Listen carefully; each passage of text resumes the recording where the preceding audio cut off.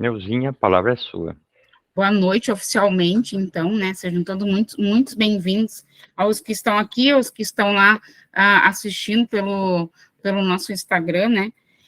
Antes da gente iniciar essa aula, esse bate-papo, como disse o nosso professor, né? Vou falar um pouquinho sobre o EducaDQ, né? O EducaDQ é um centro de formação e estudo sobre álcool e drogas, né? Estamos aí com algumas capacitações, mas isso é só um bracinho do nosso projeto, né?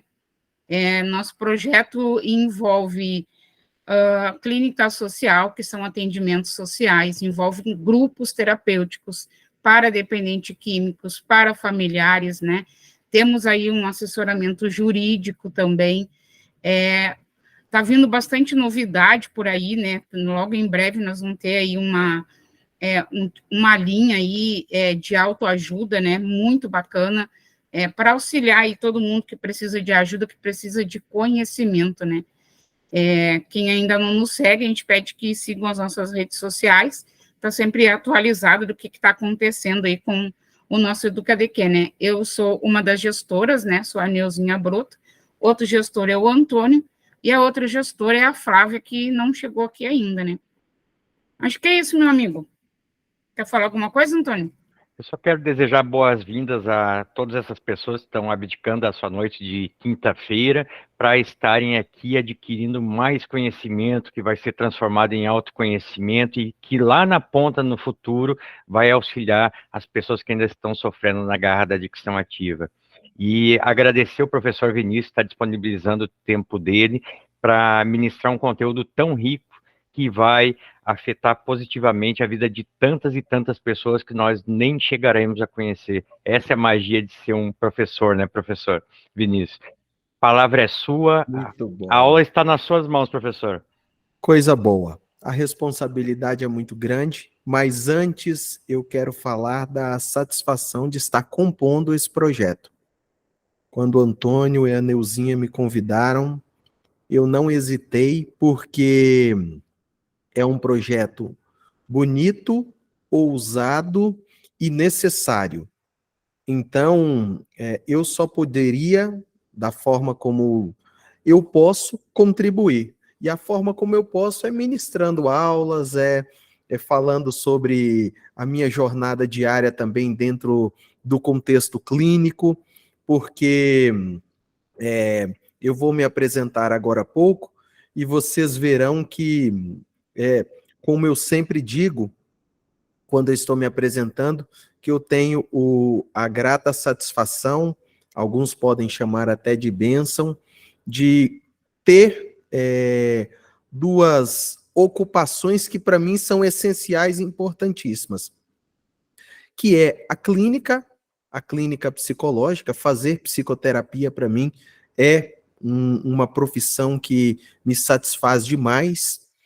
E a segunda é ministrar aulas, é estar conhecendo pessoas novas, é conversar sobre esses temas importantes, de modo que desde que eu me formei em 2008, eu nunca mais saí de dentro do consultório e de dentro da sala de aula, né? Então, eu vou estar muito à vontade aqui junto a vocês, de forma que podem participar, podem trazer as questões de vocês, porque vai ser muito bom, durante essa nossa aula magna, trocar estas experiências. O essencial é exatamente isso.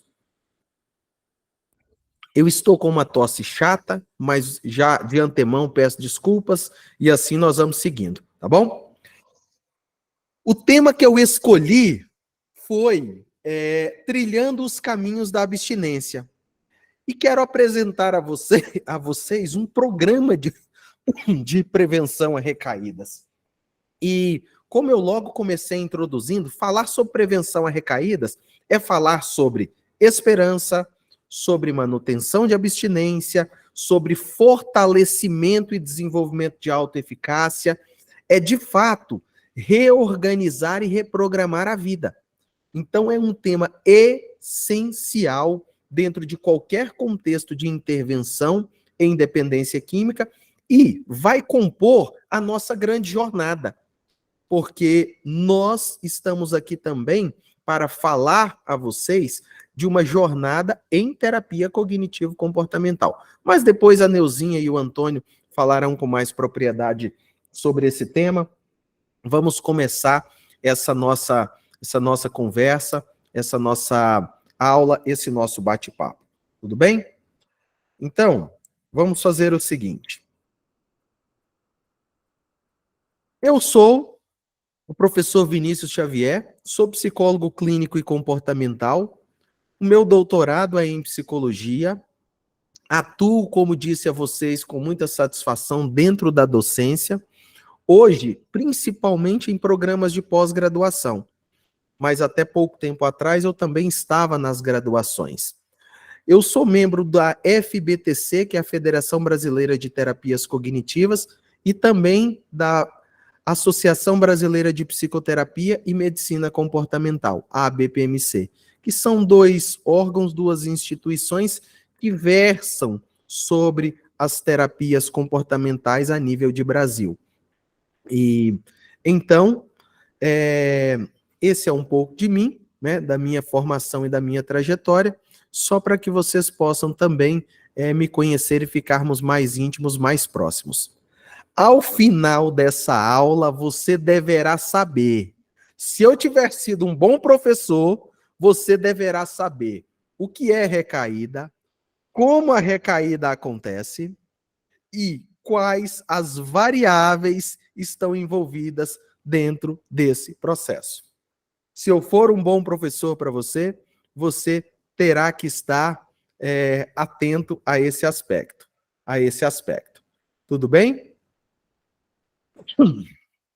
Vamos lá.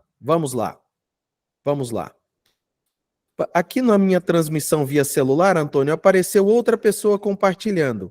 Tá tudo ok aí? Estão vendo a minha apresentação? Aí, professor. Eu peço a todos que não compartilhem tela ali por engano, tá? Para não atrapalhar a aula do professor. Mas tá tranquilo, vou voltar a compartilhar aqui. Vamos lá.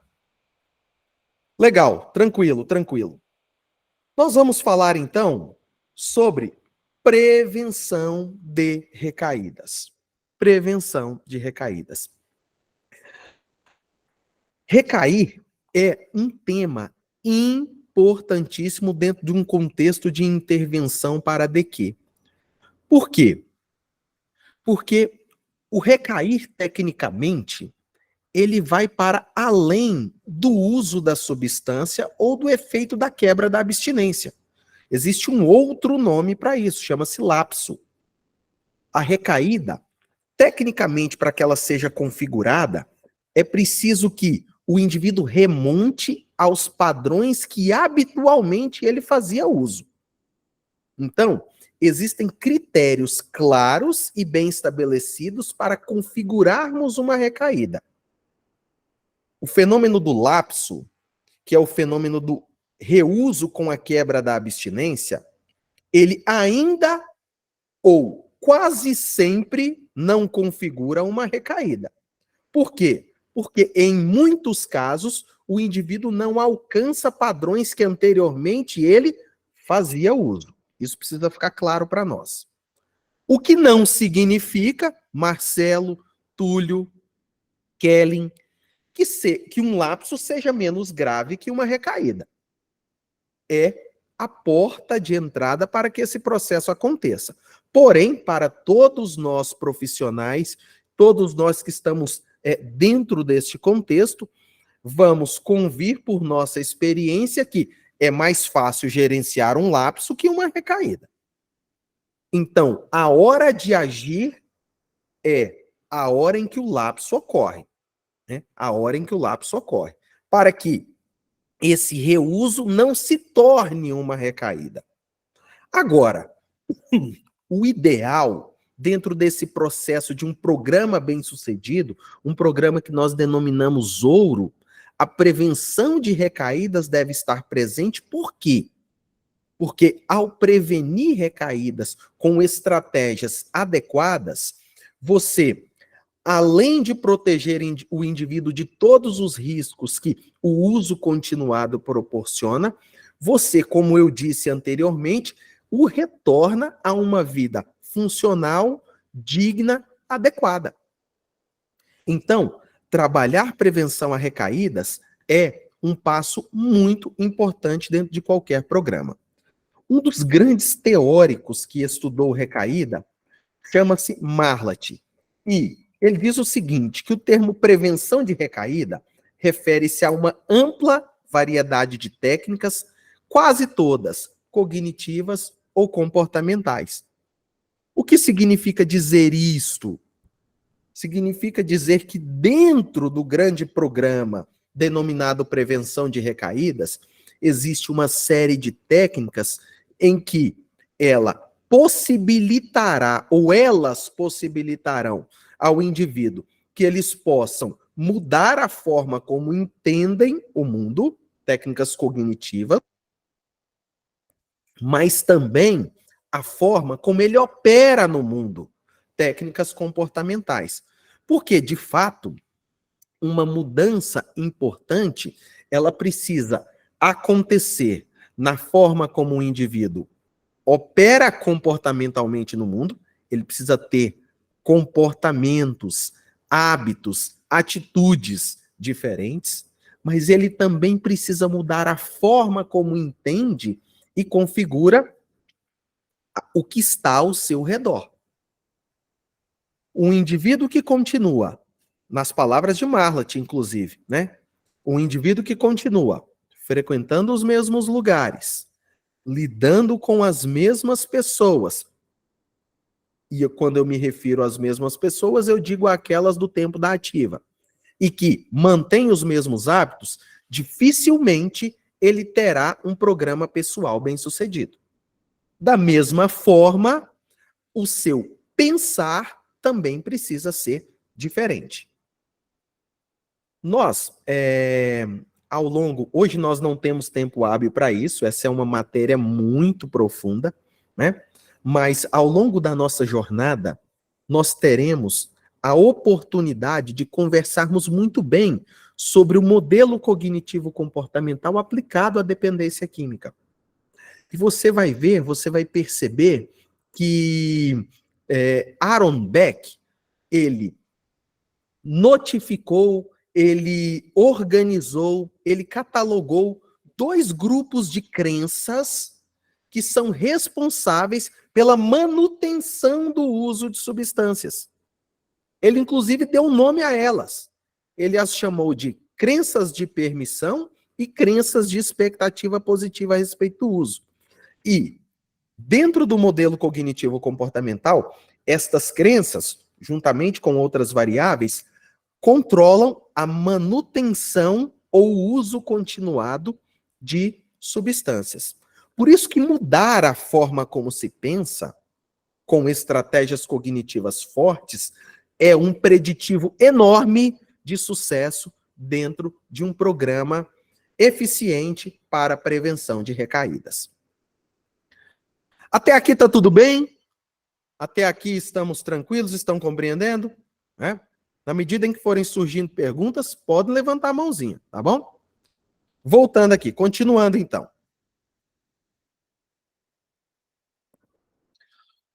Um modelo pioneiro e tradicional de entendimento do processo de recaída foi proposto por Alan Marlatt na década de 1980. Então, desde meados de 80, Marlatt, preocupado com o contexto de reuso dos indivíduos, passou a pesquisar quais variáveis estavam envolvidas nesse processo de recaída. E Marlatt, então, notou que a maioria dos tratamentos colocava muita ênfase em alcançar a abstinência, mas pouca atenção era dada à manutenção de mudança. Então, Marlatt, ele começou ao verificar os tratamentos tradicionais à época, ele verificou que a ênfase muito grande era dada ao processo de abstinência, mas pouco se falava em processos que vão manter essa abstinência presente. Focava-se ou preocupava-se em fazer com que o indivíduo parasse de usar a substância, o ajudasse nesse sentido, mas pouca ajuda era dada no sentido de orientá-lo ou fornecer ferramentas para que esse reuso não acontecesse. Marlatt, preocupado com isso, focou nesse aspecto. Pois bem, o que é que nós estamos, então, na ótica de Alan Marlatt, denominando prevenção de recaídas? Qual é o grande objetivo dela? A prevenção de recaída busca essencialmente mudar um hábito autodestrutivo e manter essa mudança. Lembrem da lâmina anterior. Muita ênfase era dada na abstinência, pouca ênfase era dada na manutenção de mudança. No programa de Marlatt, manter essa mudança através de hábitos adequados, mudança cognitiva, repostura comportamental foi muito importante e fez com que programas relacionados à prevenção de recaídas fossem bem-sucedidos. Os autores, então, dentro dessa perspectiva, descrevem 2 níveis de intervenção que são importantes. Intervenções que são de natureza específica e intervenções que são globais. Eu quero falar sobre cada uma delas. Tá? E é assim que nós vamos seguir. Olha só.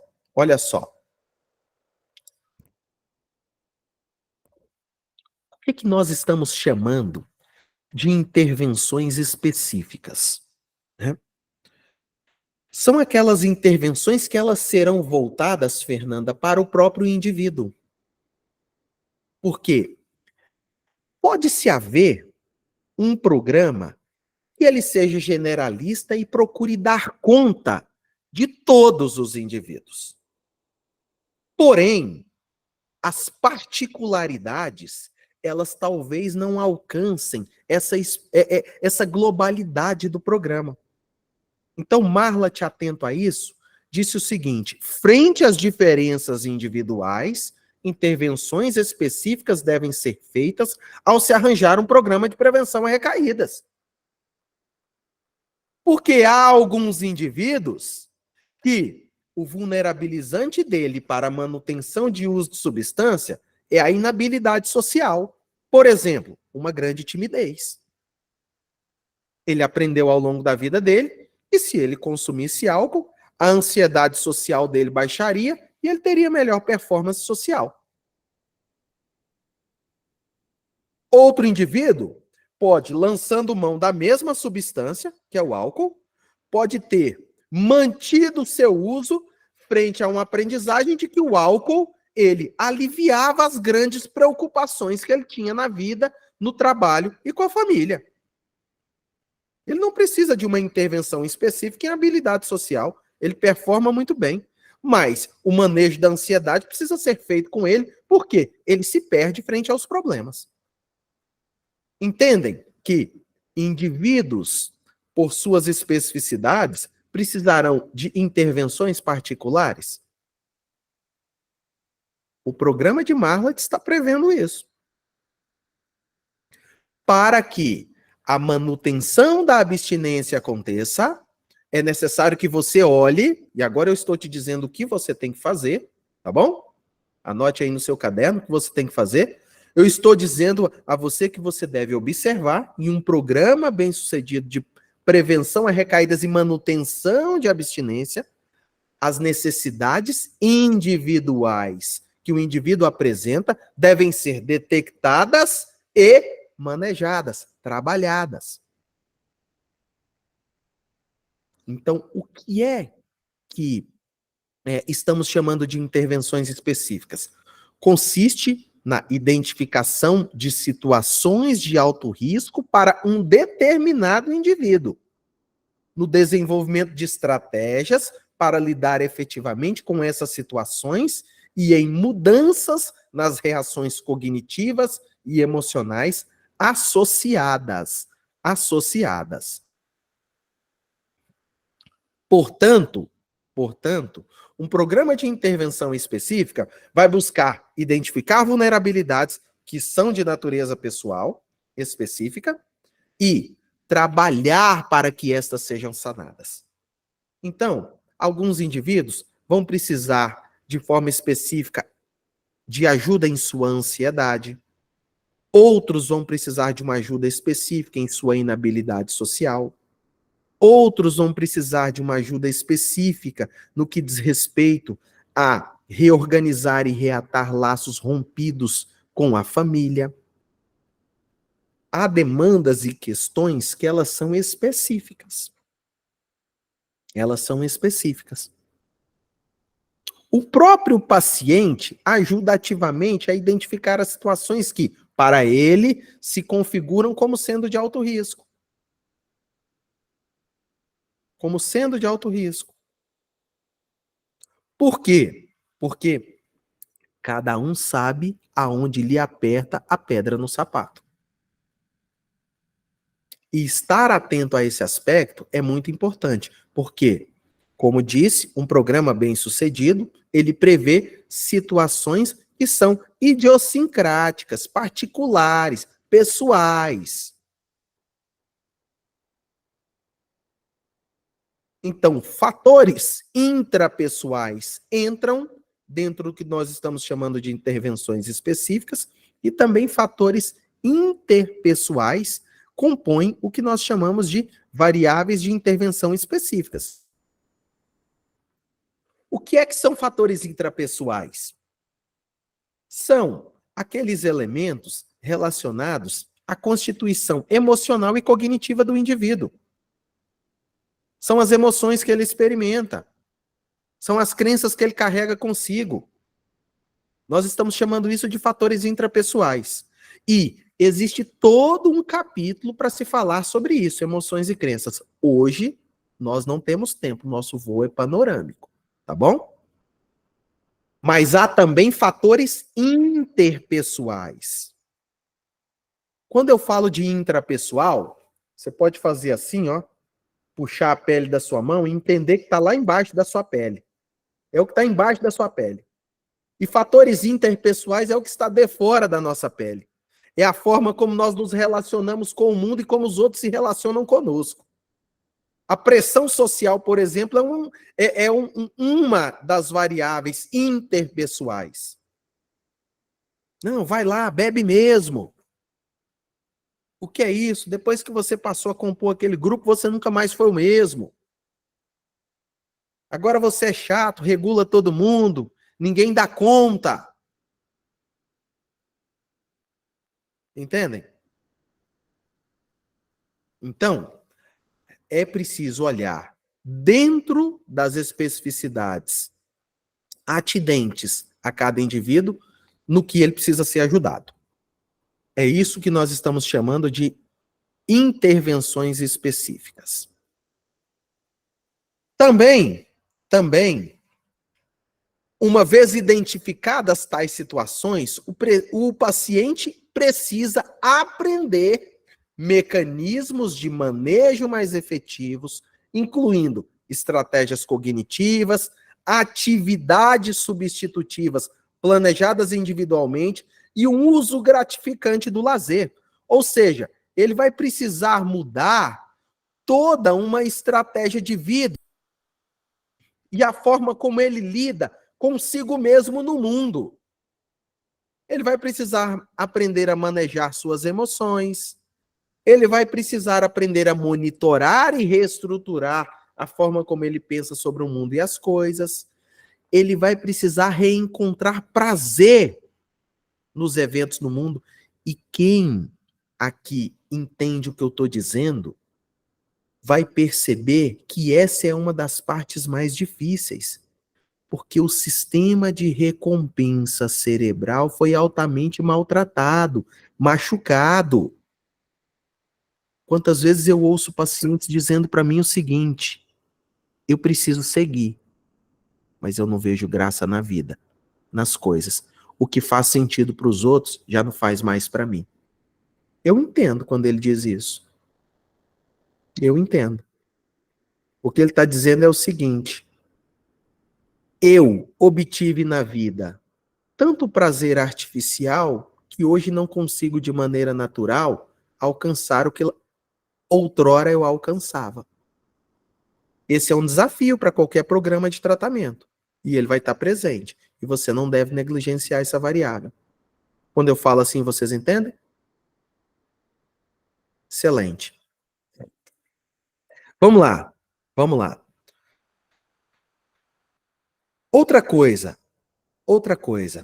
É importante ficar atento e perceber que existem muitas atividades que são incompatíveis com o uso de substância e elas devem ser reforçadas e promovidas. As estratégias envolvem aprender a evitar riscos desnecessários e a lidar positiva e confiantemente com os riscos inevitáveis. Essa intervenção ou estas intervenções têm também o objetivo de prevenir que um pequeno lapso ou escorregão se torne uma completa recaída. Né? O lapso não é menos grave que uma recaída. Porém, o lapso, ele ocorre geralmente passos atrás e é o preditivo de que uma recaída está a caminho. Se você não gerenciar bem, as coisas podem acontecer e ir de mal a pior. Vamos lá. Seguindo. Até aqui tá tudo bem? Nenhuma questão? Tá tranquilo? Tá? Não existe regra ou hora para perguntar, não. Surgiu a dúvida, você pergunta. Tá? Tá bom?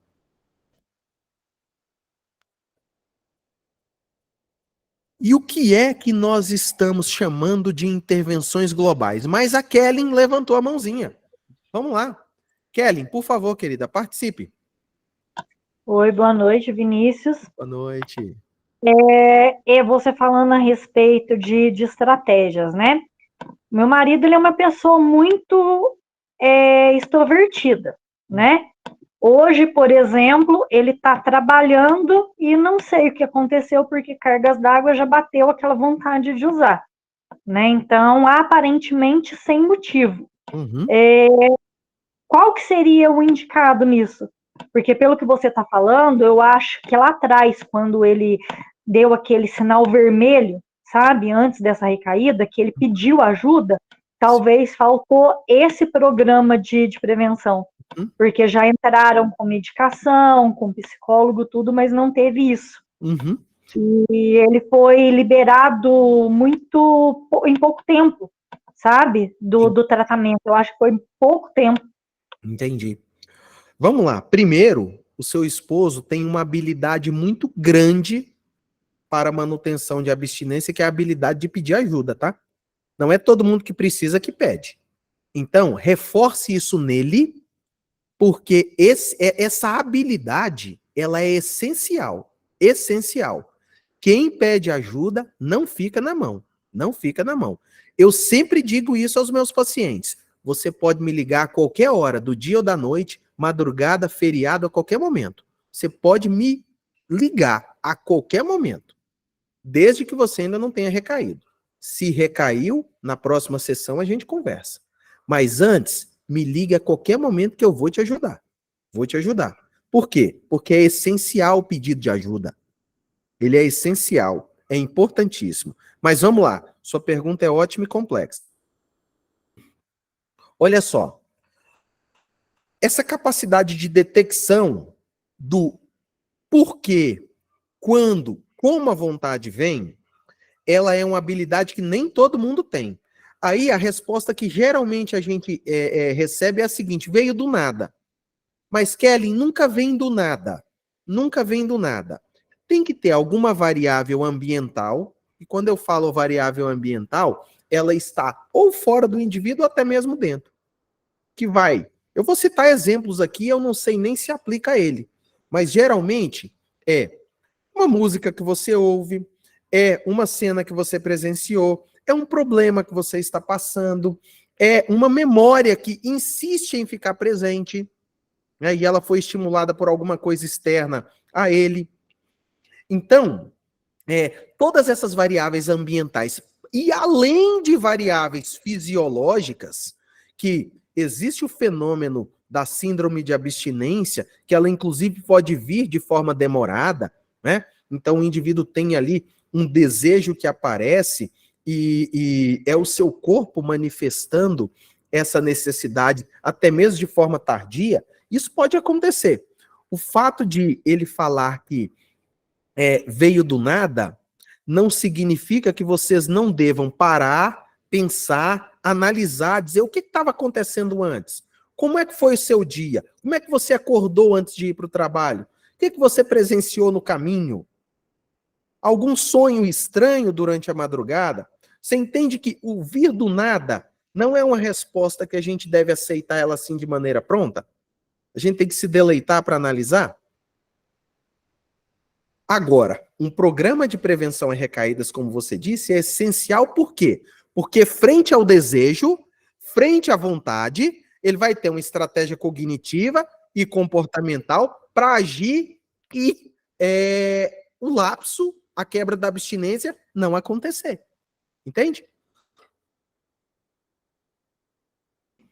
Então é importante, né? Mas reforce nele essa habilidade de pedir ajuda, porque ela é essencial. Né? Essencial. Né? Sim, vou falar sim.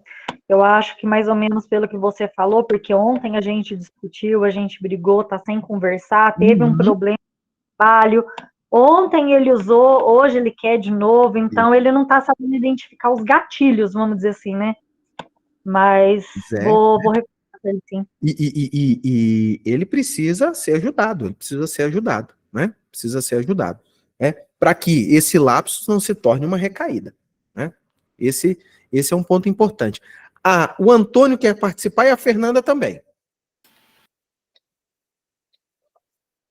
Professor, uma pergunta vinda do Instagram, feita pela Lúcia Márcia, mas normalmente não pedem ajuda. O que fazer quando percebemos que vão recair? O alerta precisa ser dado, né? Uma coisa interessante sobre estudar recaídas é exatamente isso. O uso da substância, o contato do indivíduo com a substância é uma das variáveis dessa equação toda. Porque existem variáveis que são anteriores ao uso. E que, se você estiver atento, elas vão aparecer. Que é exatamente mudança de comportamento, que é a mudança de postura, é quando o indivíduo começa a flexibilizar algumas regras que eram caras para ele e que eram importantes na manutenção. Quem está de fora e atento percebe. Nesse momento, é preciso dar o alerta. Né? Nesse momento, não se tem que dourar a pílula, é dizer, você está em rota de colisão. Eu estou preocupado com você. Vamos agir. Né? Então, intervir é essencial. Não espere que o uso aconteça para que a intervenção dê princípio. Tem que se agir antes. Prevenir recaída. Essa é a tônica da nossa aula. É isso mesmo. Tá? É isso mesmo. Fernanda, por favor, querida. Olha, eu vou dar como minha experiência respondendo a pergunta da companheira. Eu acho imprescindível o pedido de ajuda e eu recaí após 7 anos de sobriedade por não ter tido coragem de pedir ajuda. E eu aprendi e hoje, todas as vezes que eu sinto alguma coisa que me incomode, eu converso de uma forma assertiva com a pessoa ou com a situação, procurando ponderar, né? Às vezes espero um tempo, mas uma coisa que me ajuda muito a identificar quais são esses gatilhos é a prática do inventário diário. Escrever todos os dias. Eu acordei de bom humor, de mau humor, eu me alimentei bem, eu fui dormir tarde, teve algum filme que me impactou. No período, na minha primeira internação, eu sonhava que eu fiquei na primeira internação em 2016, eu fiquei 1 ano e 3 meses internada porque eu tive um buraco aberto no palato mole e eu tive que fazer uma cirurgia e provavelmente as pessoas estavam achando que eu tinha um câncer, mas não era, pela graça de Deus. E eu tenho uma família, né, muito participativa na minha vida, que me ama demais. Só que eram pessoas de outra geração que não compreendiam hoje em dia como é Uhum, conversado a respeito de droga. Mas a minha filha entende, porque eu fui mãe muito jovem, e ela foi a primeira pessoa em ter feito a cirurgia. Eu fiquei 7 anos sóbria e, de repente, veio a abstinência, por eu ter me exposto a situações de risco.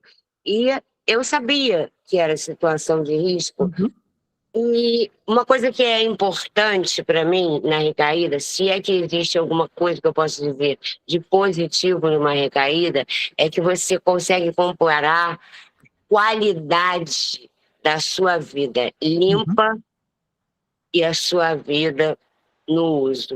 Uma Os 7 recaída. anos de sobriedade me trouxeram inúmeras alegrias. Portanto, eu consegui aquele prazer que a gente não encontra no primeiro dia do uso da substância, talvez com vários tipos de comportamentos que eu adotei na minha vida durante esses 7 anos, eles Uhum, funcionaram muito bem. muito bom. E eu continuo procurando isso. Mas eu tenho feito o meu inventário diário para poder identificar se algum gatilho ocorre em mim, entendeu? E quando eu o reconheço, eu vou e converso com as pessoas. Por exemplo, agora eu tenho um grupo que eu estou trabalhando, que são vocês, né? Eu tenho a psicóloga que me conheceu na minha primeira internação e foi minha psicóloga agora na recaída, em que eu fiquei 6 meses internada.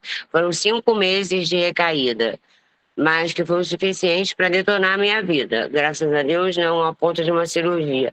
Mas a gente vê a progressão da doença. A doença progride. Me Tá? Isso é permita um voltar aqui, fato. Fernanda. Quer Tá? ver? E Hum. com uma gratidão enorme, enorme gratidão, enorme humildade, eu venho dizer a importância dessa pessoa estar pedindo ajuda.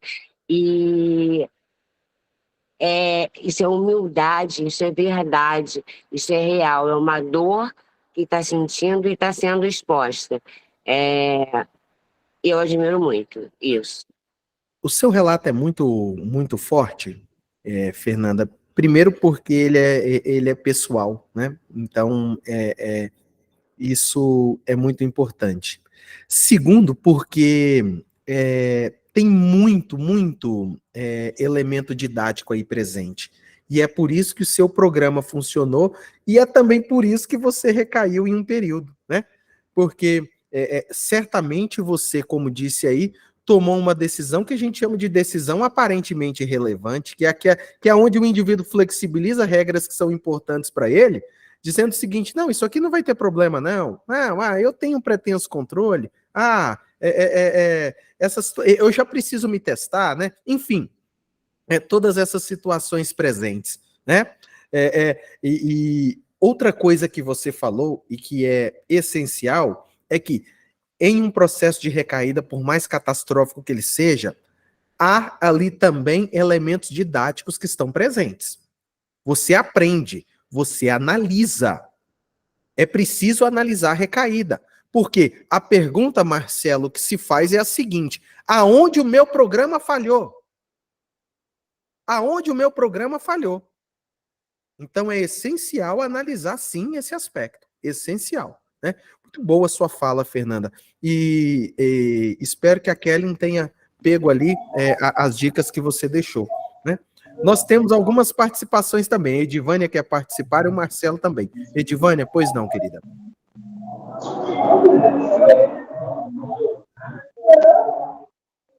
Só tirando uma dúvida, que eu sempre venho em mente desde o começo que eu comecei a estudar dependência química, né? Que foi o começo desse ano. E Antônio foi um dos participantes também, né? Que foi um dos primeiros que auxiliou muito nos materiais. É assim, quando se fala de recaída, né? Quantos eu também venho acompanhando ultimamente, principalmente parentes e amigos. Eu entendo que quando eles têm uma recaída, além deles não ter se preparado para isso, né?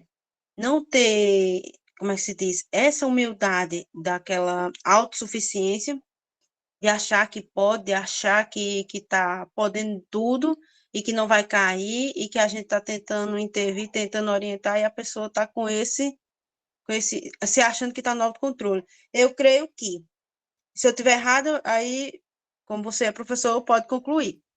Eu entendo que essas pessoas que têm essas recaídas, no interior delas, existe um vazio, existe algo que não foi completado, não foi realizado, não foi, como é que se diz, resolvido. Então, eles buscam um refúgio, e refúgio, para quem é dependente químico, vai buscar o quê? A sua substância de consumo.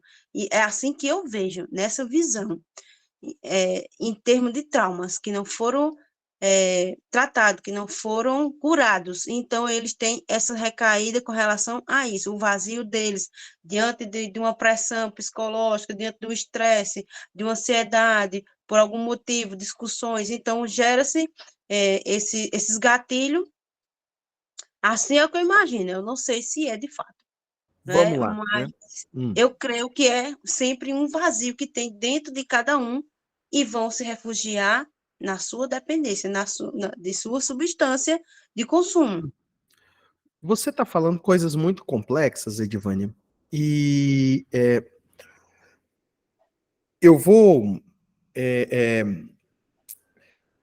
sintetizar o que você está falando, porque você trouxe uma análise muito ampla da situação, né? Vou sintetizar o que você está falando partindo do conceito de vulnerabilidade, que eu acho que sintetiza bem, né? Porque um dos seus questionamentos, pelo que eu entendi, é o seguinte: por que as pessoas voltam a fazer o reuso de droga depois de um período de abstinência? Por que as recaídas acontecem? Tem que ter um vazio interior lá dentro, né? Tem que ter alguma coisa que faça com que a droga seja uma possibilidade de sanar aquela questão, né? Eu acho que eu estou entendendo você, não é isso mesmo? Né? Então, vamos explicar tudo isso dentro da perspectiva da vulnerabilidade. Um dos princípios para o tratamento da DQ é que não existe um tratamento que seja bom para todo mundo, né? Lógico. Existirem indivíduos que se adequam a um estilo, vão existir indivíduos que se adequam a outro, e é por isso que uma multiplicidade de ferramentas e possibilidades deve existir. Essa pluralidade, inclusive, está presente aqui, né? E isso é importantíssimo, é essencial. É assim mesmo que o programa diz. Agora, cada indivíduo tem a sua vulnerabilidade. E enfrentar, primeiro identificar, vamos lá, vamos por ordem. Primeiro, identificar a vulnerabilidade. Segundo, enfrentá-la para que o tratamento aconteça.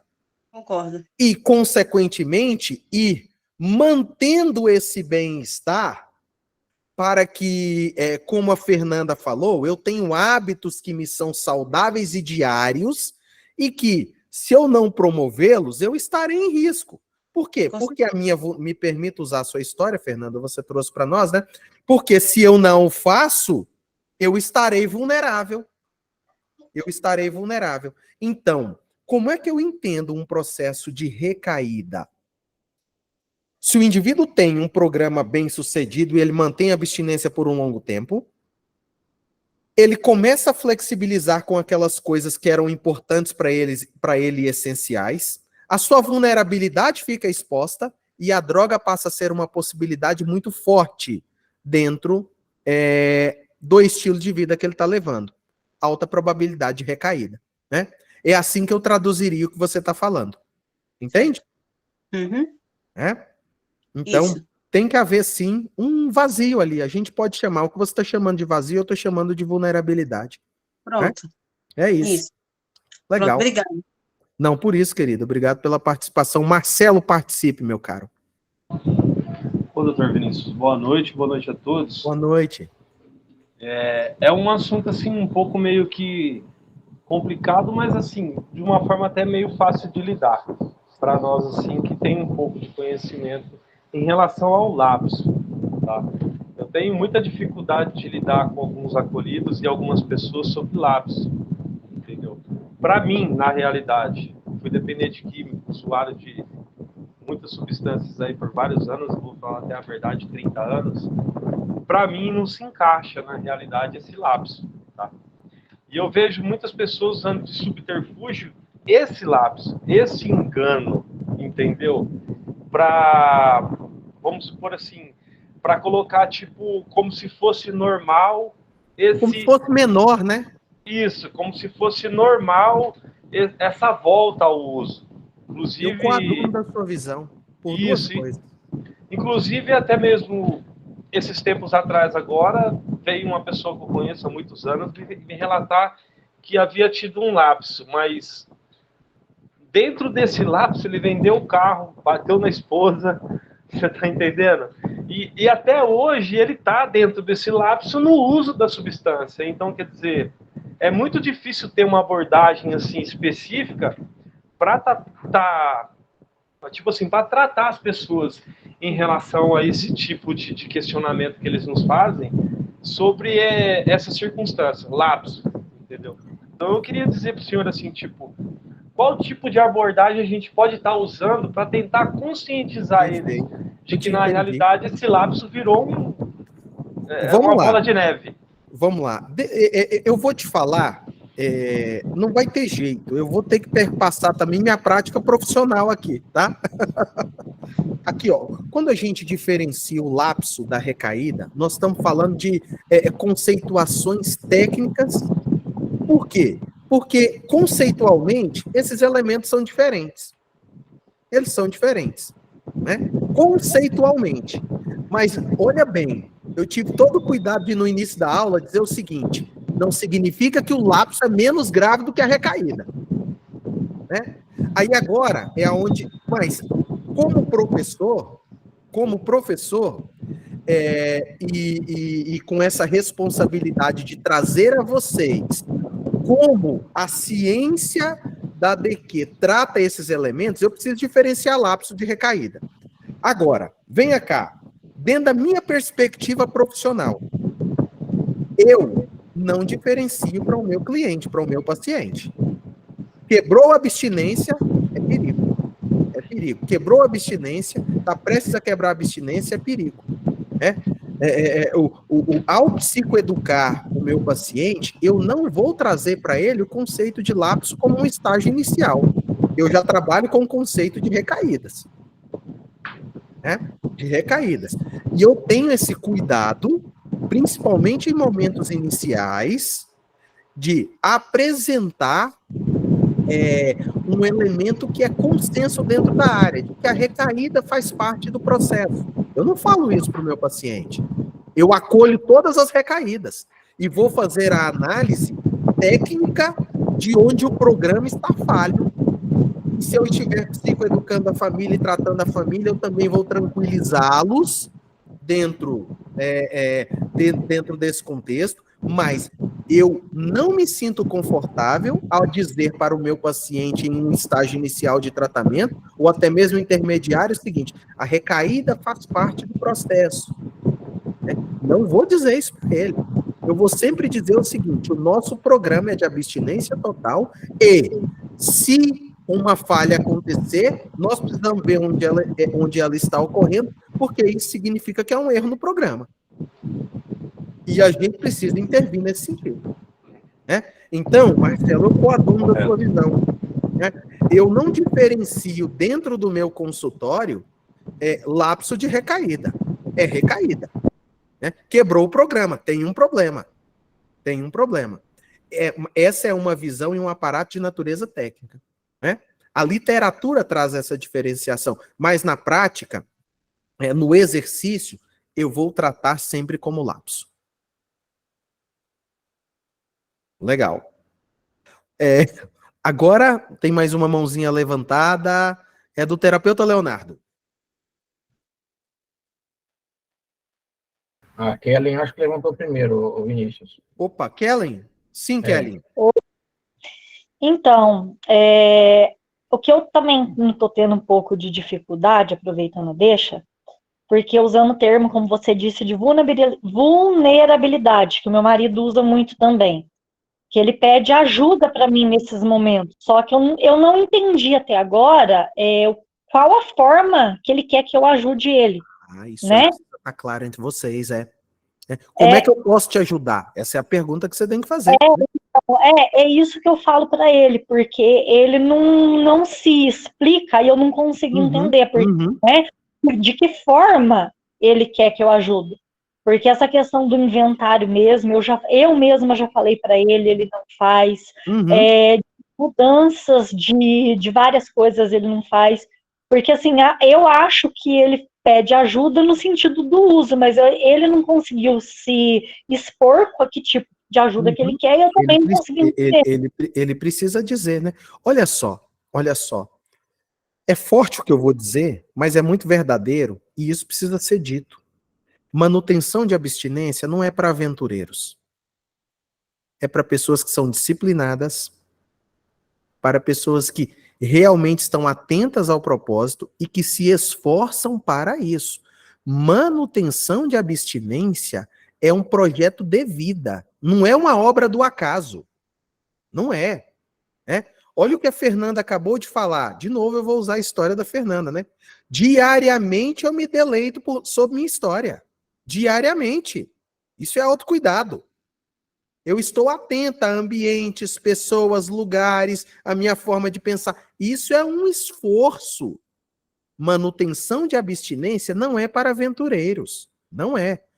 É importante que você diga isso para o seu esposo, Kelly. Qual o esforço diário você está fazendo para manter a sua abstinência? Então, isso é essencial. Como é que eu posso te ajudar? Você precisa ser mais específico. Qual o caminho, qual o esforço que você está dedicando para que essa sua árvore da abstinência esteja cada vez mais forte e venha dar frutos? Esse é um ponto importante. Eu falo muito isso para ele. O que você está fazendo? Que ele fala que não tem forças, falo, tá, mas você tem que ter, então, a mesma força para ir atrás, você tem que ter para parar. É isso mesmo. Eu falo isso muito isso. Manutenção de abstinência não é para aventureiros. Não é. Por isso que eu viro para o meu cliente nesse momento, olho no olho dele de uma maneira muito forte e digo assim: você tem meu máximo respeito. Por quê? Não é para aventureiros. Enfim, terapeuta Leonardo quer também participar. Boa noite a todos, Vinícius. Boa noite. Boa. Vinícius, é uma coisa assim, eu faço pouco tempo que eu estou nessa área de terapia, mas assim, saiu um comentário aí que a pessoa recaiu, aí ela viu o que ela tinha feito, né? Deu valor na sobriedade dela. Mas tá, a pessoa já tá, ela usou, ficou em recuperação, voltou a usar, para depois ela reconhecer o valor da sobriedade? Como é que funciona isso? Existem, na vida da gente, existem apenas 3 formas de se aprender as coisas, Leonardo. Só 3. Não existe nenhuma quarta, nenhuma quinta. Você aprende as coisas ou seguindo uma regra e um modelo, né? Você vai lá, alguém te fala como fazer, você faz e aprende. Você lê uma instrução e aprende, né? Ou você segue um modelo, alguém está fazendo, você olha como acontece, vai lá e copia e aprende também como fazer, ou você aprende por estratégias que são de natureza vivencial. Vivencial. E a aprendizagem vivencial ela é muito forte. Muito forte. Existe um fenômeno cognitivo chamado curva de aprendizagem. Você, através das experiências, das regras, dos modelos que são apresentados a você, vai se formando uma curva de aprendizagem de forma que você possa, através da soma de tudo isso, extrair a aprendizagem total das coisas e da vida. Em se tratando de indivíduos, não é possível afirmar que uma experiência de internação ou abstinência seja o responsável por ele consolidar tudo aquilo que ele podia aprender daquele fenômeno, daquele processo. As pessoas estão o tempo todo aprendendo coisas novas. Coisas novas. né? Então, talvez a aprendizagem vinda desta recaída, ela seja tão forte, tão dolorida, que foi mais intensa até do que a levou a buscar um tratamento e fazer esse primeiro movimento, né? Então, é só ouvindo a história mesmo para perceber, Leonardo. Eu digo que a gente é ouvinte de histórias, né? Então, nós vamos fazer o seguinte, eu vou seguir um pouquinho aqui também com a teoria, daqui a pouco a gente abre de novo para as perguntas, tá? Para ir avançando e instigando vocês para que vocês tenham mais conteúdo para ir entendendo. Eu falei agora há pouco das intervenções, que eram intervenções mais específicas e particulares, mas também existem intervenções que são globais, né? E que elas focam o desenvolvimento de comportamentos positivos e saudáveis para substituir aqueles associados ao consumo. E, geralmente, eles estão envoltos no que a gente chama de estilo de vida. Porque daqui a pouco eu apresento para vocês um quadro de Marlatt para explicar a recaída, e vocês vão ver que o desequilíbrio no estilo de vida está sempre presente em um processo de recaída. Por isso que é previsível, Leonardo. Por isso que uma recaída é previsível. Ela não acontece por acaso, né? Ela é previsível. E muitas vezes o indivíduo vai fazer aquilo que eu falei, Fernanda, tomar decisões aparentemente irrelevantes. O que são decisões aparentemente relevantes? E agora nós também não temos tempo para aprofundar nesse tema que é maravilhoso. Nós vamos ter tempo de aprofundar ainda. Em nosso curso, nós vamos ter todo um capítulo sobre decisões aparentemente irrelevantes. Vou ensinar você a fazer uma psicoeducação sobre decisões aparentemente irrelevantes, né? Porque o seu acolhido, o seu paciente, o seu esposo, filho, ele precisa entender o que são decisões aparentemente irrelevantes, né?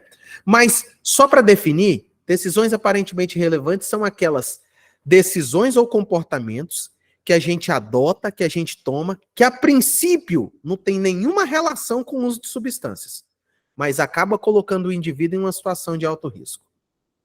É você dizer o seguinte: nossa, eu tô com tanta vontade.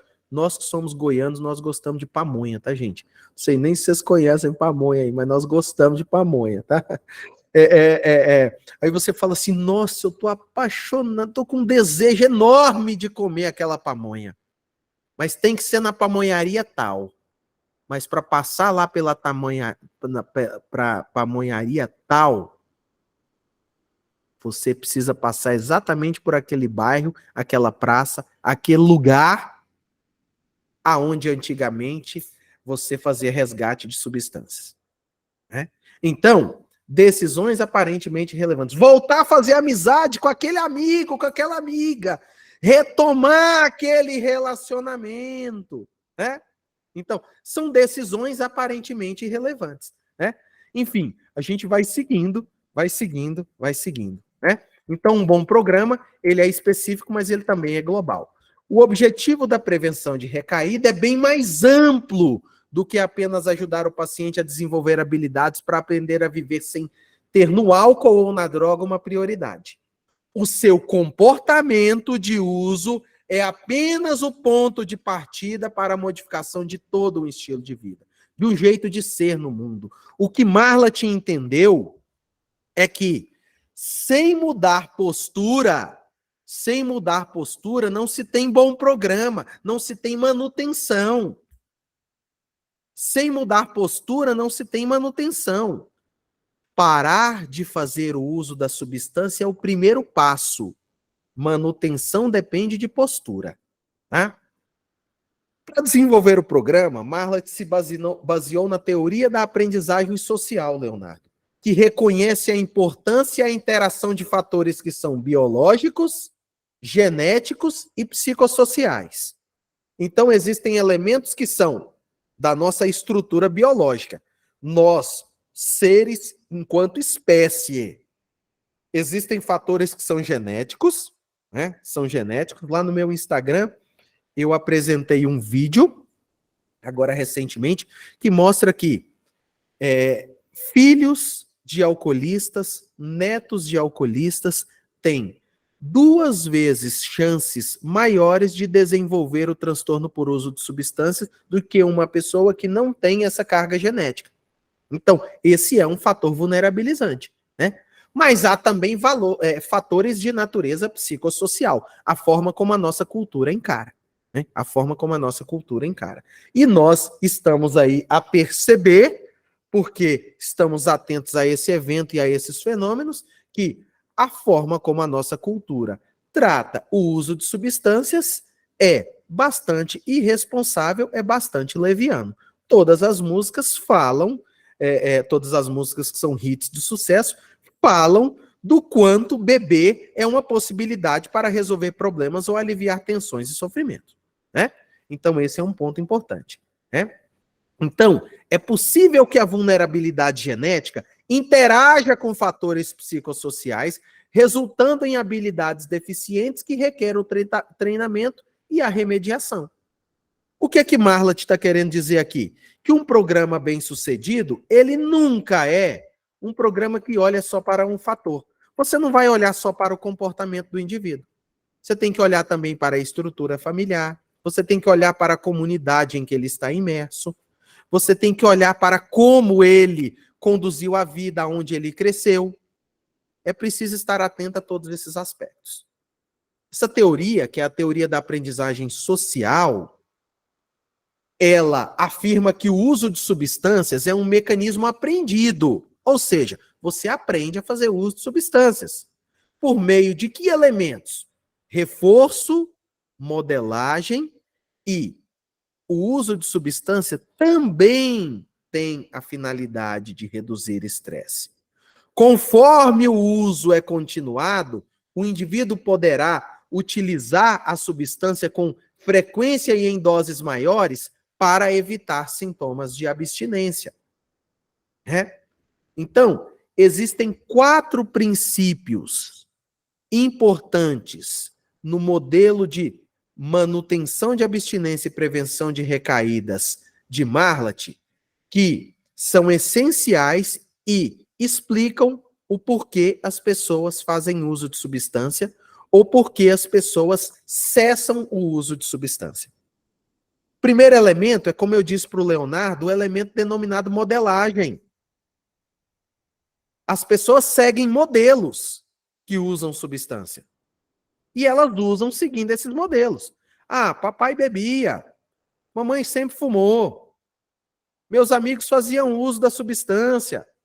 Na adolescência, isso era um ritual em que todos nós estávamos presentes. Isso tudo é modelagem, que é uma aprendizagem que nós denominamos de aprendizagem vicária, e ela ocorre mediante a exposição do indivíduo a modelos que fazem aquele comportamento. Ele vê exemplos e faz. Ele vê exemplos e segue. Ele vê exemplos e segue. Né? Então, isso é importante. Mas há também variáveis denominadas como reforçadores. Esse é um termo técnico que ele pode ser facilmente traduzido para prazer, para consequência prazerosa. Ou seja, muitas vezes o que mantém o uso de substância de um indivíduo não é somente o modelo que ele viu ali e passa a seguir, mas também os efeitos que ele experimenta ao consumir a substância. A ansiedade dele é aliviada. Ele fica mais desenvolto. A criatividade aparece. Ele consegue trabalhar com mais desenvoltura e esperteza. Essas são consequências reforçadoras que fazem com que a manutenção esteja presente. E qualquer uso de substância, ele traz consigo uma armadilha enorme. Qual é essa armadilha? O problema nunca vai ser imediato. Ele vai vir sempre a médio e longo prazo. Entendem o que eu estou dizendo? Ele vai vir sempre a médio e longo prazo. Quase nunca ele vai ser imediato. Então, quando o indivíduo perceber o problema, a dependência já está instalada. Aí ele não usa mais, aí a contingência muda. Aí ele não usa mais para ter acesso ao prazer. Aí ele usa para não sentir mais dor. É aí que o sofrimento vem.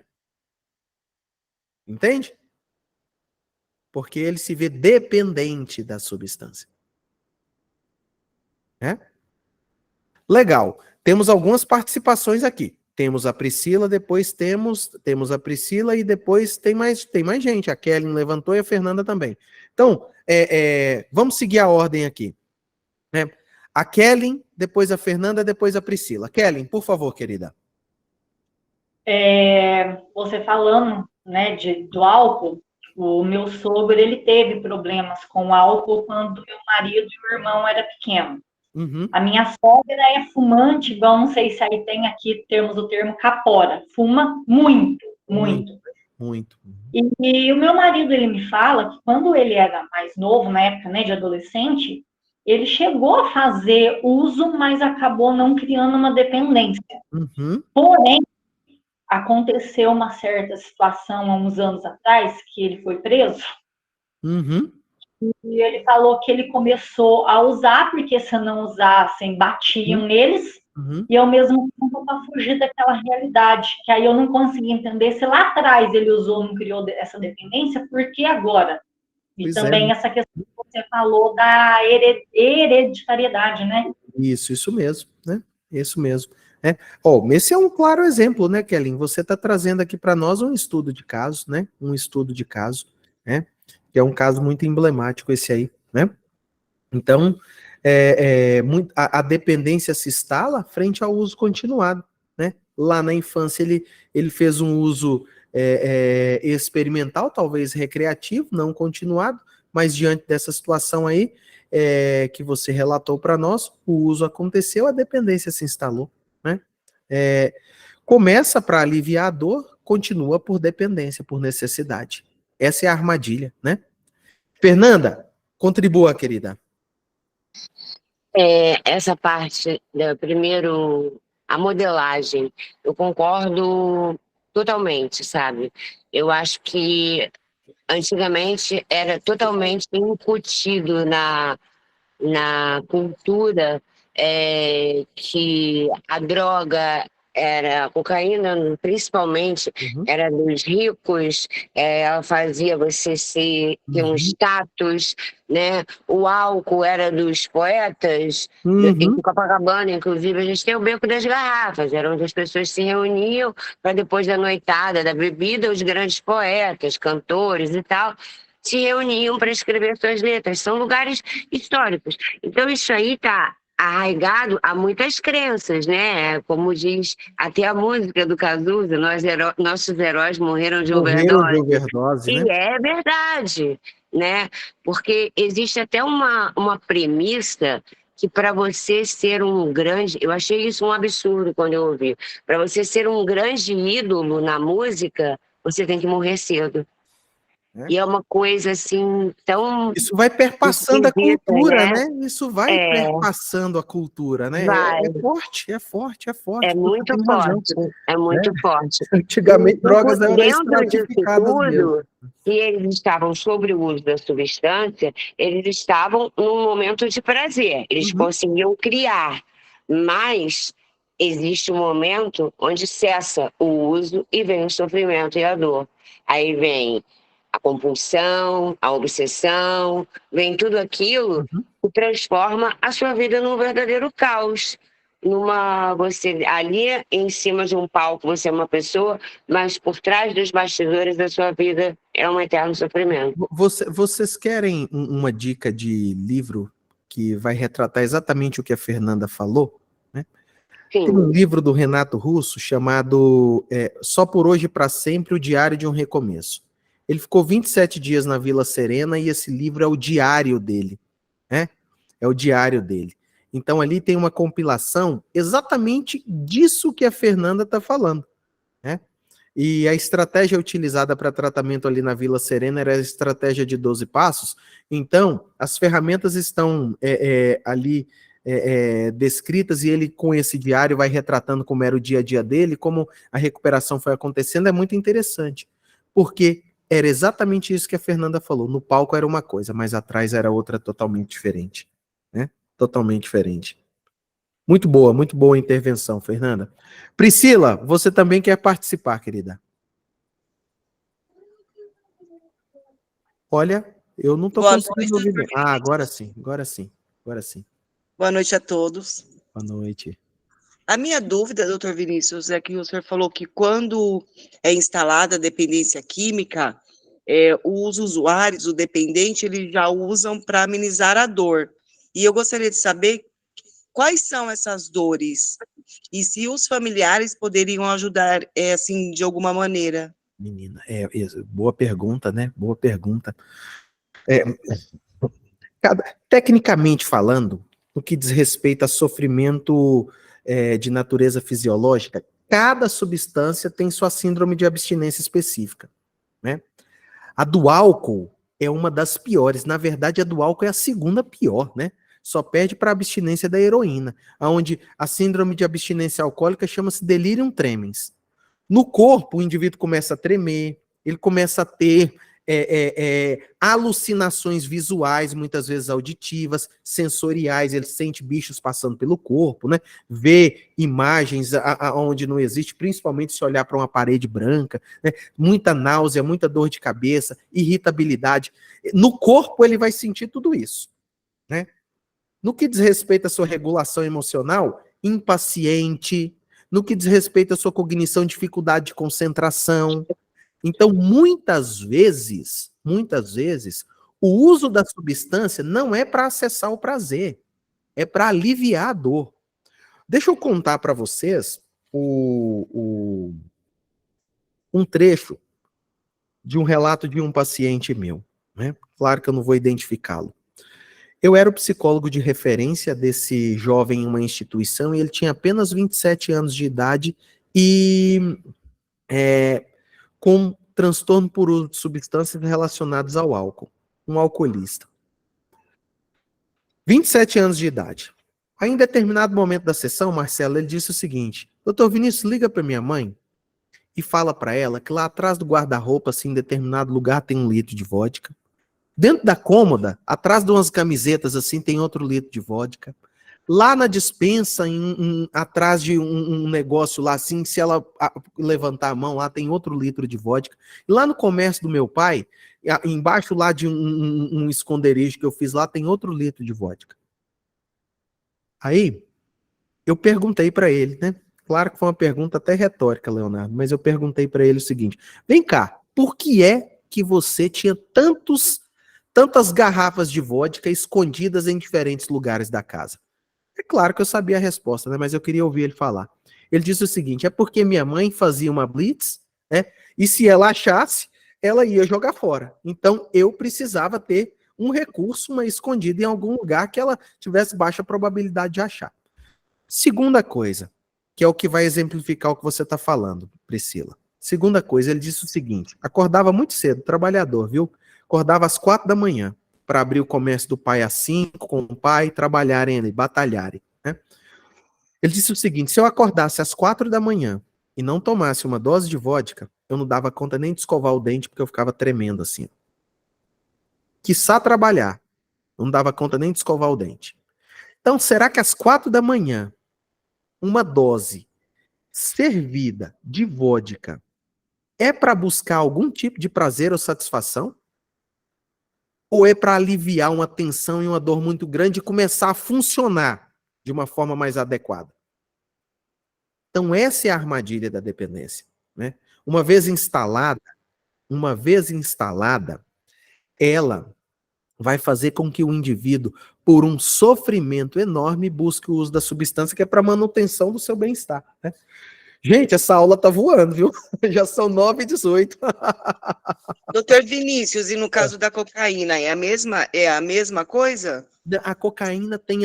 cada substância tem a sua síndrome de abstinência específica, ou seja, o corpo vai manifestar de uma forma diferente, né? Vai manifestar de uma forma diferente, né? Então, no caso da cocaína, o indivíduo vai sentir muitas dores pelo corpo, ele vai ter dificuldade de concentração e raciocínio, irritabilidade muito forte, né? Então, cada substância tem a sua particularidade, né?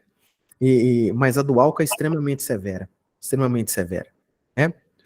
Para caminhar aqui, vamos lá, né? Porque eu preciso ser didático com vocês, eu preciso fazer a minha entrega aqui, ó. Os estímulos ambientais também são os responsáveis por esse processo denominado recaída.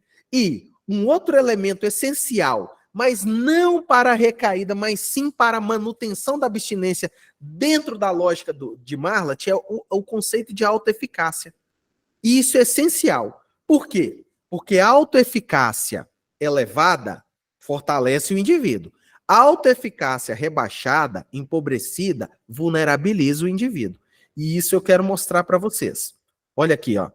Olha aqui. Esse aqui é o modelo de recaída de Marlatt, que ele desenvolveu lá em 1985. Você pode ver aí que existem dois cenários. Acompanha comigo, acompanha a figura. Existem dois cenários, tá? Dois cenários. Primeiro, o indivíduo pode ter uma resposta positiva ou ele pode ter uma resposta negativa, tá? Vamos imaginar o cenário mais favorável, que é o cenário da resposta positiva. E o que é resposta positiva? A resposta positiva é o não uso, é a resposta de não uso, né? E o indivíduo que tem uma resposta positiva frente a uma situação de risco, ele se deparou em uma situação de risco, ele pode ter uma resposta de enfrentamento eficaz. É assim que tecnicamente a gente diz, ele tem uma resposta de enfrentamento eficaz. E isso faz com que a autoeficácia dele aumente. Vinícius, o que é autoeficácia? É aquele conjunto, preste atenção em como eu vou explicar. É aquele conjunto de memórias bem-sucedidas, é aquele conjunto de crenças e pensamentos que ele foi colecionando, trazendo, incorporando ao longo das semanas, meses e anos, é aquele grupo de comportamentos que ele desenvolveu que fazem com que ele possa ter essa segurança, a autoeficácia é segurança, que ele possa ter essa segurança de que ele, seguindo o programa dele, ele consegue manter-se abstinente. Então, autoeficácia diz respeito à segurança frente à manutenção da abstinência. Não é aquele arrogo, aquela grandiosidade falsa de que, eu consigo, eu dou conta. Não. É uma certeza respeitosa de que ele consegue, que isso é possível de se gerenciar e que ele tem forças para seguir rompendo bem conforme ele quer na vida. Quando a autoeficácia é elevada, há uma diminuição da probabilidade de recaídas. Mas quando, frente a uma situação de alto risco, o indivíduo tem uma resposta negativa, primeiro, ele vai minar a sua autoeficácia. A diminuição da autoeficácia. Por quê? Porque aí vem aquela ideia de que isso é maior do que ele, de que ele não vai dar conta de vencer, de que não adianta lutar contra isso, né? Somado a essa diminuição da autoeficácia, vem também aquelas crenças de expectativa positiva, né? Não, vai ser bom, eu vou revisitar aquele prazer, eu vou sentir isso de novo, eu consigo me aliviar, né? Enfim, tem todas aquelas expectativas positivas, ele então começa o uso. Né?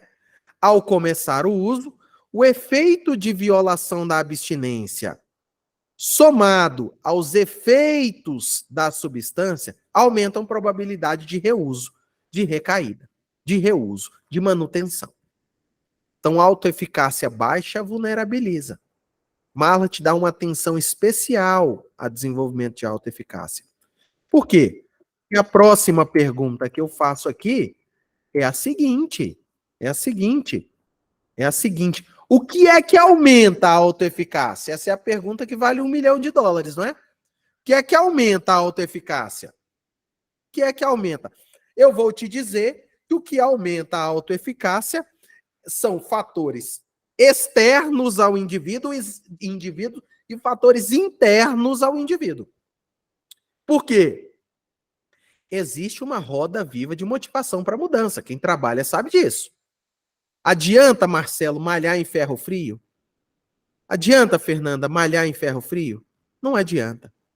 Se o indivíduo não quiser, você vai fazer o que você puder fazer e não vai adiantar. Então, existem fatores que são internos ao indivíduo. Ele precisa primeiro querer. Ele precisa primeiro querer. Mas existem também fatores que são externos a ele.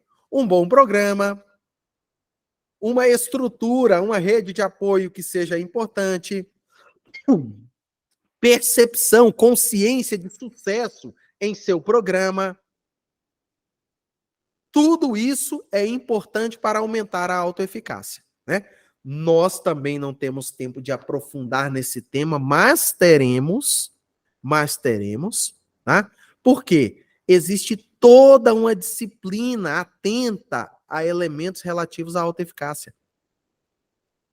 Por quê? O que é que aumenta a autoeficácia? O que é que aumenta a probabilidade de sucesso no tratamento? É importante entender isso.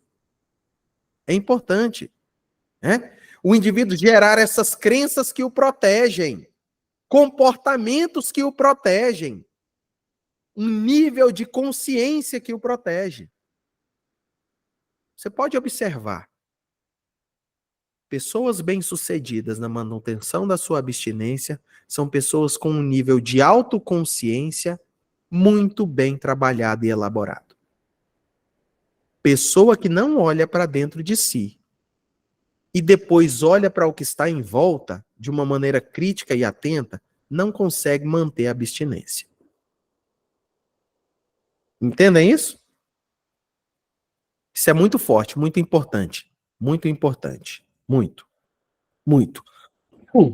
Agora, existe, de um lado oposto, o efeito de violação da abstinência. O efeito de violação da abstinência. Então, quais são os fatores que possibilitam manutenção de uso, construção dessa recaída? Se o uso inicial ou lapso evoluirá ou não para uma completa recaída, dependerá em grande parte das percepções da causa desse lapso e das reações associadas à sua ocorrência. Ou seja, o processo de consciência do indivíduo, de capacidade de autoanálise. Ele precisa saber responder à pergunta do por que eu recaí? Por que eu recaí? Por quê? Desculpa. Vários fatores contribuem para a intensidade do efeito de violação de abstinência. A força do compromisso dele. Ele era uma pessoa comprometida? Ele estava, de fato, se dedicando ao programa? Isso era algo forçoso para ele? Quanto tempo de abstinência ele manteve? Quantas pessoas, no que tange a rede de apoio, ou pessoas significativas, estão presentes na vida dessa pessoa? Hoje de manhã, eu atendi um senhor que eu já há um tempo atendo, né? E ele repetiu para mim, não fosse a minha filha, e o compromisso que eu tenho com ela de guarda e cuidado, eu não sei nem se eu estaria aqui. E vocês estão entendendo o que eu estou falando. Eu digo aos meus pacientes, você não tem que ficar buscando motivos para usar, não. Você tem que buscar as razões para não usar. Porque aí a gente acessa os valores. Porque motivos a gente tem aos montes. É só olhar para trás, você vai ver um monte. Agora, o que é que te mantém? Por que é que você precisa? Aí nós estamos falando de valores. Então, é muito importante. Porque o efeito da violação da abstinência, ele pode ser forte e facilitar reuso.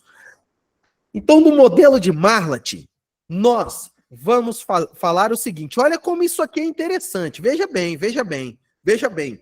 Olha só, Leonardo, Marlatt diz o seguinte, que 70% das recaídas estão envolvidas nesses 3 determinantes primários de alto risco. E os outros 30% são variáveis diversas. Tá?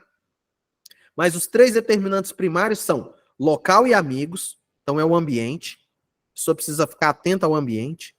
Segundo, como ele falou lá atrás, os fatores intrapessoais, ou seja, como eu estou me relacionando comigo mesmo, em minhas emoções, crenças, como é que anda a minha emoção, como é que anda meu pensamento, minha cognição, e como é que eu estou me relacionando com os outros.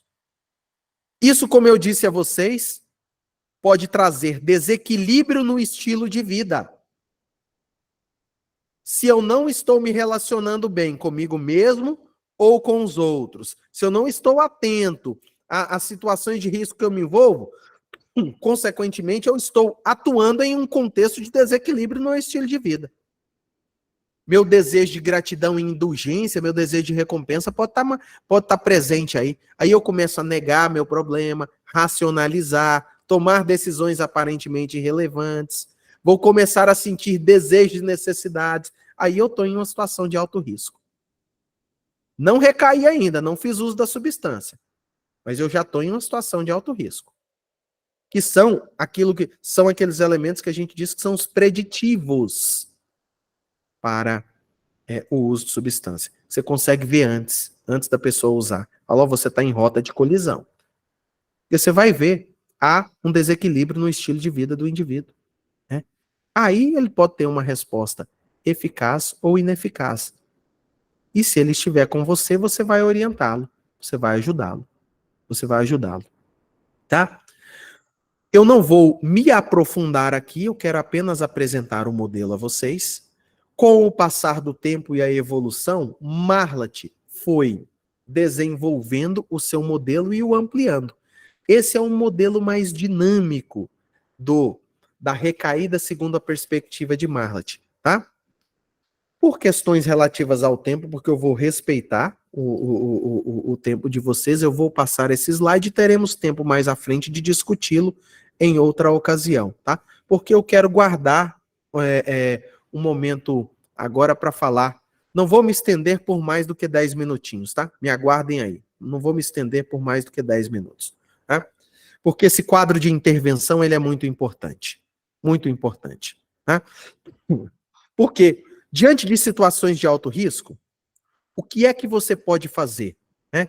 Quais as resoluções você pode utilizar? Né? Primeira coisa, tá? Você tem que ver o nível de habilidade que o indivíduo tem para lidar com situações de risco. Tá? Qual a habilidade comportamental que ele tem mediante a gatilhos? Tá? Mediante a gatilhos. E você precisa também trazer à tona, até para ver esse grupo de habilidades de recaída, de habilidades para lidar com situações de alto risco que ele tem, buscar descrições de recaídas passadas, para ver vulnerabilizantes dele. Tá? Como é que ele lidou com isso no passado? Tá? Se ele não tiver ausência de respostas de enfrentamento, ou uma resposta de enfrentamento negativa, eu vou fazer treino com ele para que ele venha adquirir essa habilidade. Vou ensiná-lo a manejar estresse, a relaxar, vou treinar com ele situações dentro do meu contexto onde ele consiga ter respostas mais habilidosas, treino de habilidades, mais roleplay de recaídas, como é que ele deve agir, né? Aonde ele deve, quem ele deve pedir ajuda, como, em que contexto, que hora é hora de pedir ajuda. Eu vou treinar. Se a autoeficácia dele estiver diminuída, eu vou também treinar habilidades de manejo emocional, comportamentos que venham aumentar essa autoeficácia, psicoeducar o meu paciente, para que ele venha entender como o corpo dele funciona, como a emoção dele pode ajudá-lo ou atrapalhar, o que ele faz. Aqui tem uma série de estratégias que vão ajudar você a lidar com as diferentes dificuldades que o indivíduo pode ter diante de um processo de recaídas. Tá? Eu quero disponibilizar esses slides para vocês e quero que vocês olhem depois. Tá bom? Com mais atenção, com mais atenção. Muitos estudos identificaram efeitos duradouros na prevenção de recaídas, sugerindo que esta abordagem pode oferecer uma melhora continuada ao longo do tempo, ao passo que outras técnicas são efetivas por um período mais breve. Então, a prevenção a recaídas é um programa extremamente efetivo e que vai ajudar você a ajudar outras pessoas. Ou a se ajudar. Né? Desculpa. Tenha o seu programa de prevenção a recaídas. Atento a variáveis anteriores e atento a variáveis posteriores. Né? Quais os fatores que te fortalecem, quais os fatores que te vulnerabilizam. E é por isso, partindo para o fim dessa nossa fala, que eu deixo de uma maneira muito forte esse trecho de Fernando Pessoa, dizendo o seguinte: segue o teu destino. Segue o teu destino. Rega as tuas plantas, ama as tuas rosas. O resto é a sombra de árvores alheias. Segue o teu destino. A responsabilidade de autocuidado é sua. É sua. O resto é sombra de árvores alheias. Esse trecho é maravilhoso e muito pertinente ao momento que nós estamos conversando aqui.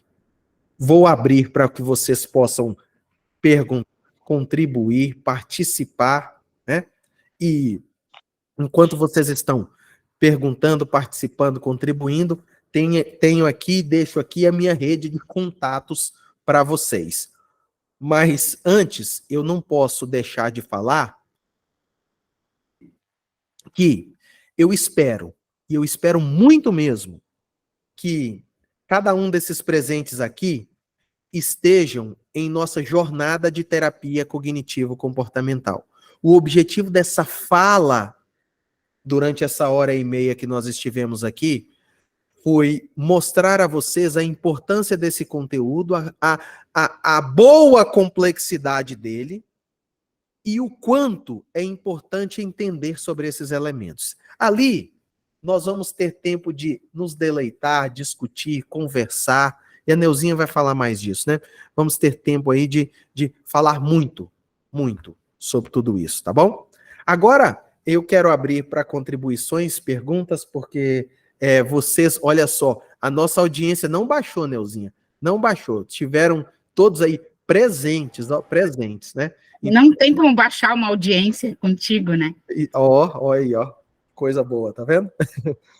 A Kellen quer falar, depois a Fernanda também quer participar.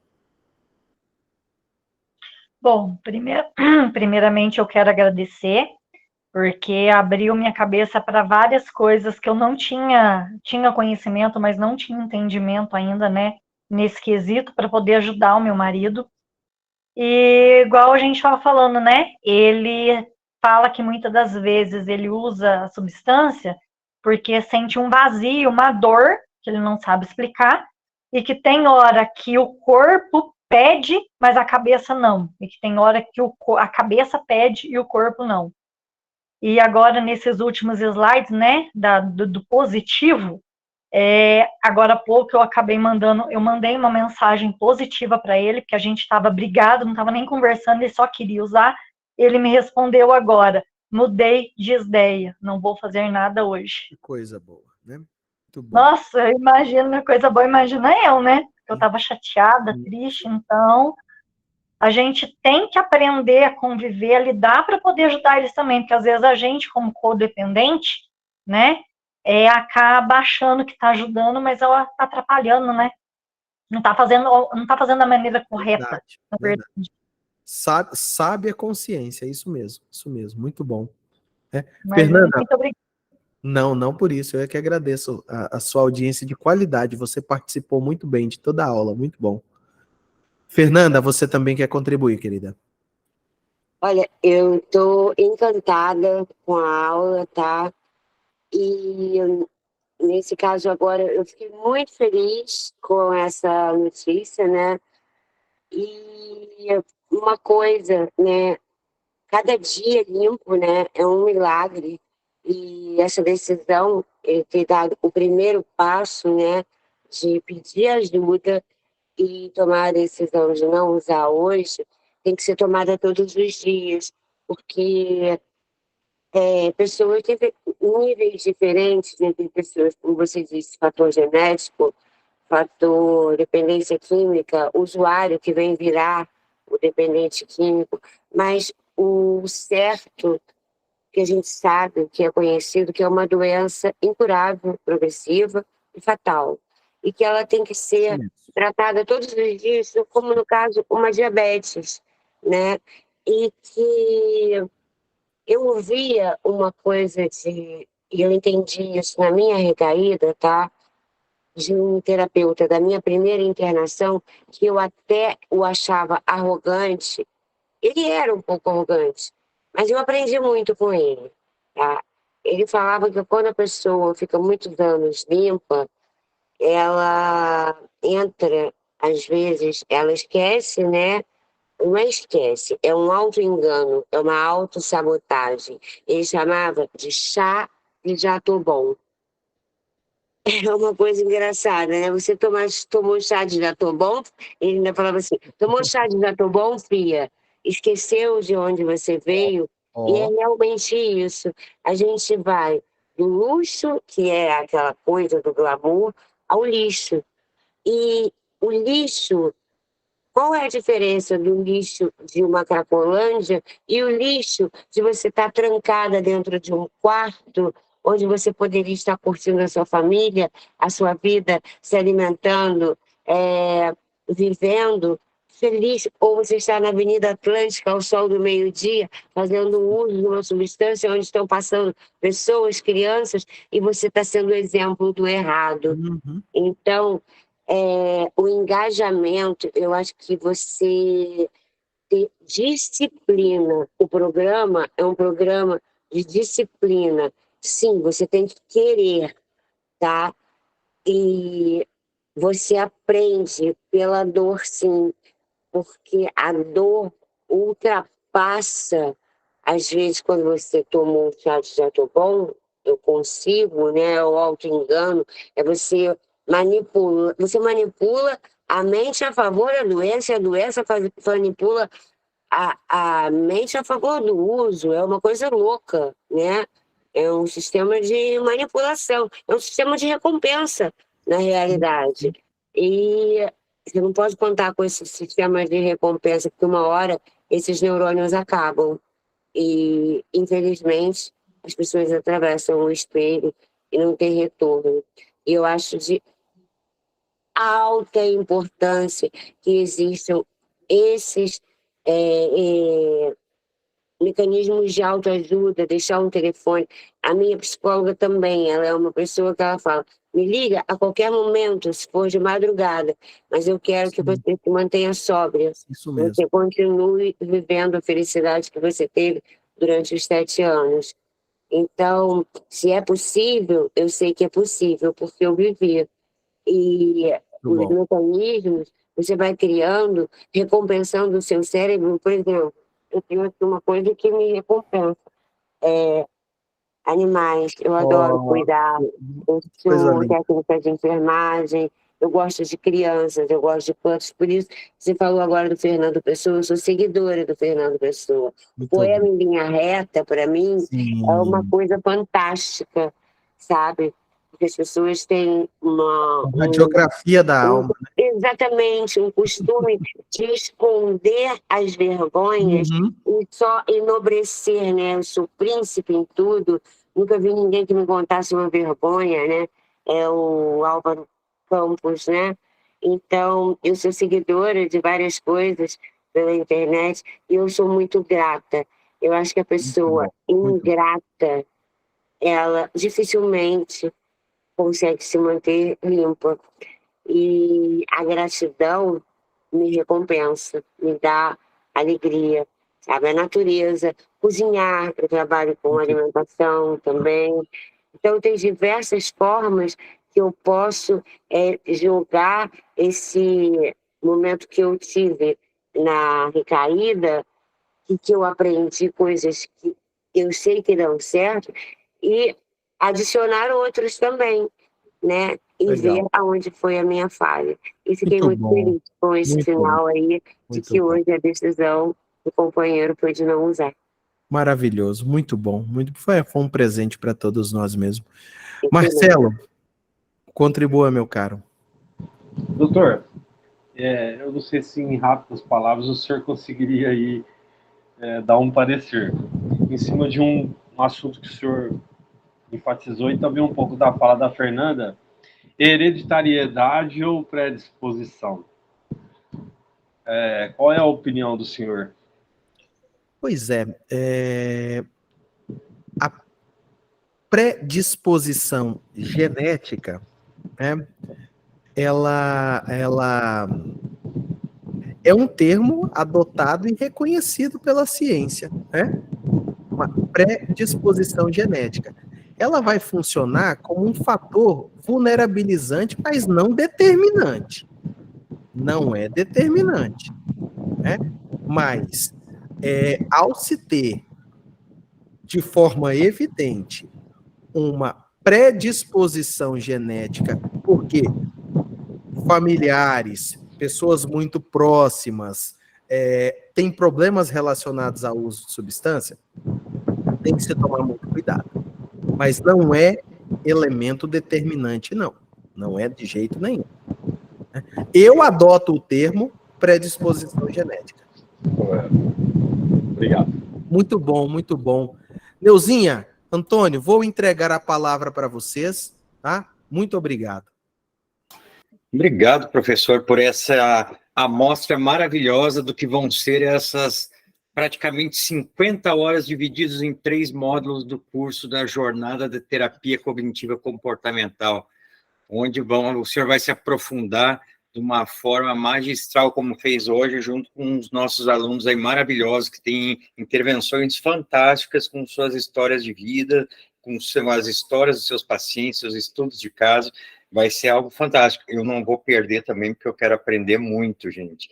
Só para lembrar vocês, o início do módulo básico começa agora no dia 20 de setembro, certo? São 12 horas de aula. Setembro não, Antônio. Desculpa. Novembro, tá? 12 horas de aula, mais 3 horas de atividades complementares.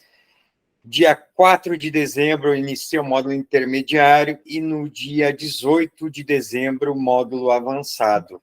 Neuzinha depois vai fazer as honras ali no grupo.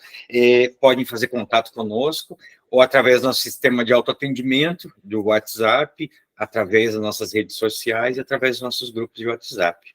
Muito obrigado mais uma vez, professor Neuzinha. A palavra é tua. Agradecer a todos, Vinícius. Já não preciso falar, né? Tu já sabe tudo que eu penso. Muito obrigada mesmo por ter aceitado o nosso convite, por estar aqui na noite de hoje. Realmente foi muito aprendizado e uma palhinha do que a gente vai ter nessa jornada maravilhosa aí, né? Obrigada, meu amigo. Eu é que agradeço vocês por lembrarem de mim nesse projeto, e essa parceria é uma parceria duradoura, tá? Que bom. Quero fazer um pedido a todos. Se você quiser me seguir nas redes sociais, está aí, tá? dr.Vinícius Xavier, ali eu converso sobre essas questões todas, falo um pouco da minha experiência, um pouquinho de como eu conduzo as coisas, e é isso aí, tá bom? Vai ser um prazer ter cada um de vocês ali. E muito obrigado, então, boa noite a todos. Boa noite a todos. Obrigado mais uma vez, professor, por atender esse pedido aí, que foi até um pedido de alunos e ex-alunos de ter curso específico ministrado por uma pessoa altamente capaz e realmente se aprofunde em uma técnica que vá auxiliar os seus pacientes. Mais uma vez, muito obrigado e Tamo junto, pessoal. Uma boa noite a todos. Até. Boa noite, pessoal. Falamos no Obrigada, nosso- viu? Boa noite a todos. Muito obrigada.